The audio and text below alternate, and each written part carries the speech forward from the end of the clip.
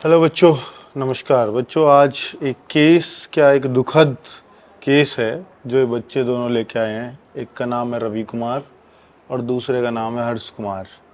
ये दोनों शामली डिस्ट्रिक्ट से हैं, ये दोनों बच्चे, और दोनों ने एक ही इंटरनेट वाले से फॉर्म भरवाया। और ये कह रहा है कि हम लोगों ने ना 60-70 बच्चों ने उसी इंटरनेट वाले से फॉर्म भरवाया और सबके फॉर्म में एक ही गलती कर दी।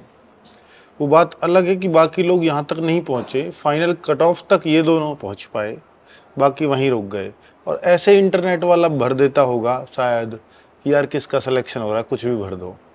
उनको ज़्यादा नॉलेज भी नहीं होती, और इसलिए बच्चों में पहले दिन ही जब भी फॉर्म आते हैं मैं वीडियो बनाता हूँ, क्योंकि उस टाइम पर हो सकता है आपको ये बात समझ में नहीं आती हो कि इसका महत्व क्या है, केवल यस करने का, केवल नो करने का।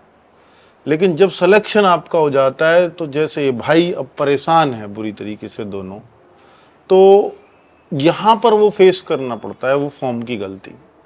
आज ये सिलेक्शन लिस्ट से सिर्फ इसलिए बाहर है क्योंकि इन्होंने 20.1 कॉलम को फॉर्म में यस कर दिया था, जबकि उसको सिर्फ नो करना था। वरना आज इस भाई के पास CISF या CRPF होती, और ऐसे उस भाई के पास भी SSC GD की आज एक नौकरी होती। सिर्फ यस और नो करने से, या मैं कहूं कि फॉर्म की वीडियो ना देखने से, या मैं कहूं कि इंटरनेट वाले की लापरवाही से, या किसी की भी लापरवाही से, आज ये दोनों अपनी एक एक सरकारी नौकरी खो चुके हैं, और जबकि जरूरत में होंगे ही। सीधी सी बात है। अब बच्चों, इनकी गलती क्या है मैं आपको बता दूं कि इस भाई के, जैसे मैं लूं रवि कुमार का नाम, ये SC कैटेगरी से है और इसके 131 पॉइंट कितने 48 सर 131.48 नंबर हैं आपके जी सर। SSC GD में normalised score. Ji sir.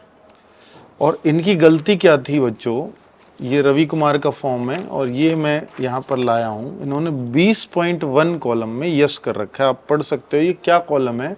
Have you migrated from the state UT of your origin to another state. तो इसका मतलब है कि आप क्या अपने स्टेट से दूसरे स्टेट में माइग्रेट हुए हो, यानी मूव हुए हो, यानी आए हो, बसे हो। तो इन्होंने ये यस कर दिया, जबकि क्या करना चाहिए? उन बच्चों को करना चाहिए कि भाई मैं महाराष्ट्र से अब परमानेंटली पिछले 10-5 साल से यूपी में आ गया हूँ, या मैं यूपी वाला महाराष्ट्र में चला गया हूँ, 10-5 साल से वहाँ रह रहा हूँ, जो उसकी कंडीशन है, अब वहाँ का निवासी हो गया हूँ। और ये स्टेट वाइज कट ऑफ लगती है, स्टेट वाइज वैकेंसी होती है, इसलिए ये कॉलम होता है इस वैकेंसी में। SSC के और किसी फॉर्म में नहीं होता, इसमें होता है, इसलिए नेट वाले को भी कुछ नहीं पता। तो उसने यस कर दिया, जबकि इसको क्या करना था? ये तो परमानेंट यूपी के रेजिडेंट हो आप। जी सर, यूपी से। यूपी के शामली डिस्ट्रिक्ट है, वहां से रेजिडेंट है, इनको ये नो करना था। मैंने वीडियो भी बनाई, उसमें नो भी बताया। फिर उन्होंने 20.2 कॉलम जिसमें ये लिखा है, देखिए अगर आप इसको नो कर देते हैं तो आगे के 20.2, 20.3, 20.4 कॉलम ही नहीं भरने।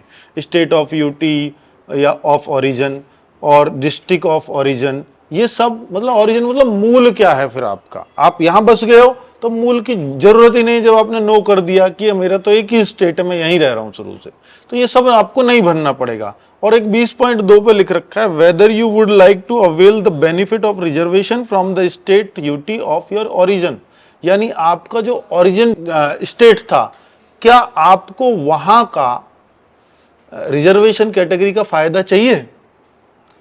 अब चूंकि वो तो पूछेगा, आप महाराष्ट्र में आ गए, आपको यूपी का फायदा लेना है या नहीं लेना? तो इसने भर दिया भाई ने, वो भी नो। एक तो ये भर दिया मैं माइग्रेट हुआ हूं, यस कर दिया, और आगे भर दिया मुझे फायदा भी नहीं लेना कैटेगरी का। तो इस भाई के साथ क्या हुआ कि 131 मार्क्स भी आ गए, तो इसको कैटेगरी का फायदा लेना नहीं है, तो ये किस में डाल दिया? जनरल में। और माइग्रेटेड की एक अलग कट ऑफ थी 12,000 बच्चों की, उसमें डाल दिया। तो जब तक ये जनरल की कट ऑफ क्लियर करता रहा, क्योंकि स्टेट तो इसने यूपी डाल रखा है, यूपी की स्टेट की कट ऑफ क्लियर करता रहा। कब करता रहा? क्या करता रहा कि भाई इसने जो फिजिकली कट ऑफ लगी वो 121-22 पे गई थी जनरल की, 123 पे। फिर जो उसकी मेडिकल की कट ऑफ गई वो 129 पॉइंट कुछ पे गई थी जनरल की, तो वहां भी ये भाई आ गया। इस भाई के 126 ही नंबर थे SC कैटेगरी में, तो ये फिजिकल के लिए तो क्वालिफाई हो गया क्योंकि 122-23 पे आ गया। लेकिन ये उसमें नहीं जा पाएगा मेडिकल, क्योंकि सेम समस्या है, क्योंकि मेडिकल की तो 129 पे गई, तो ये भाई भी बाहर, क्योंकि इसने SC का फायदा लेना नहीं है, मना कर दिया इन्होंने फॉर्म में। और इसमें इन्होंने मतलब वहां जनरल में उन्होंने काउंट कर लिया, तो ये इस तरह से बाहर हो गया।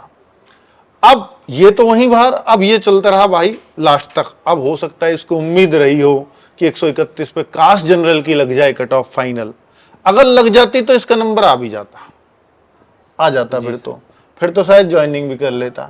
डीवीपीएसटी में इस चीजों को नहीं देखते, ना कोई सुधार कर सकता, ना कोई आपकी सुनने को है, सिर्फ एक गलती से। अब आप देखो कितना बड़ा पूरी लाइफ चेंज है भाई की।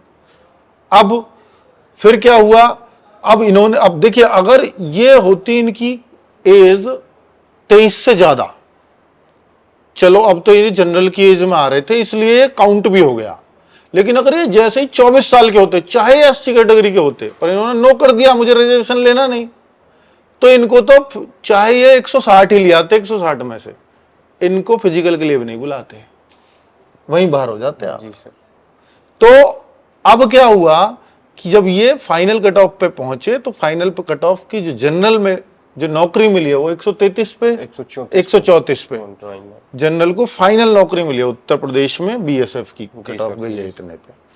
अब इनके 131 है, तो ये किसी भी वैकेंसी के लिए क्वालिफाई नहीं कर पाए, क्योंकि एससी का फायदा मिला नहीं, जनरल में इनका उतना आ नहीं रहा, तो ये डिस्क्वालीफाई हो गया। अब इसका सॉल्यूशन क्या है, इसके लिए हमारे पास आए हैं, ये सारी कहानी है।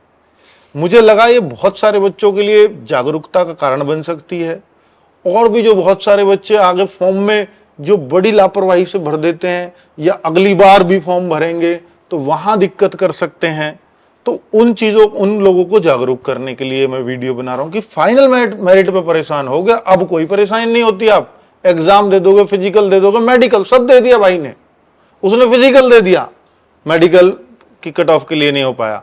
अब सॉल्यूशन के लिए आए हैं, तो सॉल्यूशन मैं बता दूं बच्चों, एक तो साफ साफ वो लिख देते हैं कोर्ट में जाने की वजह से, या वो लिखने लगे कि अगर आपके ऊपर दी गई जानकारी कुछ भी गलत निकली तो आपको इस भर्ती से डिस्क्वालीफाई कर दिया जाएगा। इस तरह से जो एसएससी है वो अपने आप को सेफ कर लेता है कि भाई आपकी दी हुई जानकारी गलत है, अब आप कोर्ट जाओगे हम इसे कोर्ट कर देंगे, देखो जी हमने तो लिख दिया था।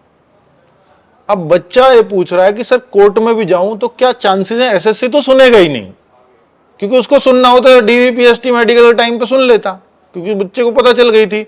ये फिजिकल के लिए भी आए थे आप मेरे पास सर, जी सर, तो तब भी इन्होंने का यही क्वेश्चन था, और मैंने तब भी बताया भाई एसएससी तो इसमें ना के बराबर ही आपकी कोई हेल्प करेगी, वो सुनने वाले ही नहीं है। जी सर। अब क्या हो सकता है, अब ये बच्चे इसलिए बैठे हैं, या मैं ये वीडियो इसलिए बना रहा हूं कि ऐसे अगर और भी बच्चे हों तो एक बार सारे लोग मिलकर के एक साथ, मैं इस भाई का नंबर कमेंट में पिन कर दूंगा, सारे भाई इस भाई से कांटेक्ट कर लो और सारे एक ग्रुप बना लो। अगर इस तरह के बच्चे हैं और आपके अपनी कैटेगरी में क्वालिफाई हो रहे हो, कट ऑफ आपको पता है, तो एक कोर्ट में जा सकते हो।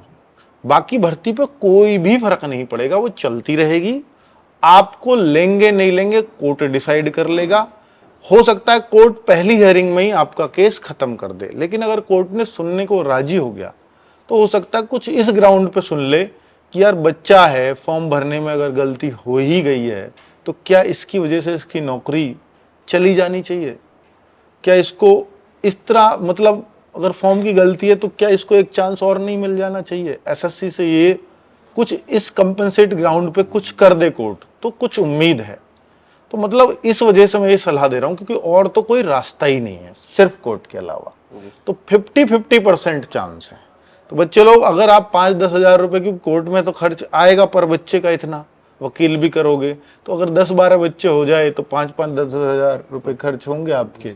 एक बार वकील कर लो कोई सही सा, और दिल्ली में कैट में ये कोर्ट में ये गिरता है केस, दिल्ली में कैट है जी सर, तो कोर्ट का सेंट्रल एडमिनिस्ट्रेटिव ट्रिब्यूनल, जी ठीक है, वो कोर्ट ही बोला जाता है। जी, उसके बाद सीधा हाई कोर्ट होता है अगर कैट में केस हार जाते हैं, पर कैट के बाद कहीं और लड़ने का मतलब नहीं बनता।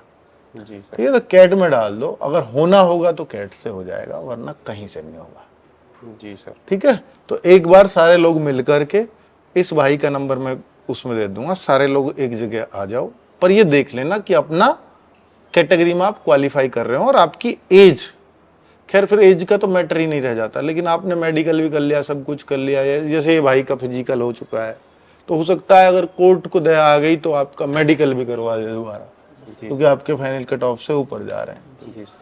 तो इस तरीके से कुछ चांसेस बनते हैं किसी भी तरीके से। तो बाकी मैं 50-50 कहूँगा, मैं ये नहीं कह सकता ये हो सकता है नहीं हो सकता, क्योंकि दोनों ही चांसेस हैं बराबर बराबर। तो बच्चे, ये एक वीडियो है जो मैंने आप लोगों के लिए बनाई है और बाकी लोगों को ये नसीहत देने के लिए। और आप तो अब आगे कभी ऐसी गलती करोगे नहीं किसी फॉर्म में, नहीं सर। है ना। जी। तो मैं फॉर्म के पहले या दूसरे दिन वीडियो बना देता हूँ, भाई वीडियो देख करके फॉर्म भर लिया करो। कि नेट वाइट वालों को नहीं पता होता बेचारे के, साइबर कैफे वाले अपना पेट पालने के लिए दुकान खोली हुई है उन्होंने, जी सर। ठीक है। तुम लोगों से वो पैसे लेते हैं फॉर्म भरने के, उससे उनका घर चलता है। इतनी जानकारी है उनको। उनको ही डेट हमारी वीडियो दिखा दिया करो, अगर आपके पास वक्त नहीं है तो वीडियो देखने का, तो कम से कम वो जो है देख करके सही कर दें। और उनको तो जरूर दिखाओ, क्योंकि आप तो खैर अपनी समस्या है, अब 60-70 बच्चों का फॉर्म भर दिया, सबके साथ ये समस्या कर दी। तो मैं तो कहता हूँ साइबर कैफे वाले को जरूर वीडियो देखनी चाहिए, चाहे बच्चे देखें या ना देखें। और बहुत सारे बच्चे ग्रामीण क्षेत्रों से होते हैं, उनको फॉर्म भरना खुद आता नहीं, तो साइबर कैफे की हेल्प लेते हैं। तो प्लीज इन गलतियों से बचो, क्योंकि लास्ट में वरना ऐसे परेशान हो गए। ठीक है, नमस्कार, धन्यवाद।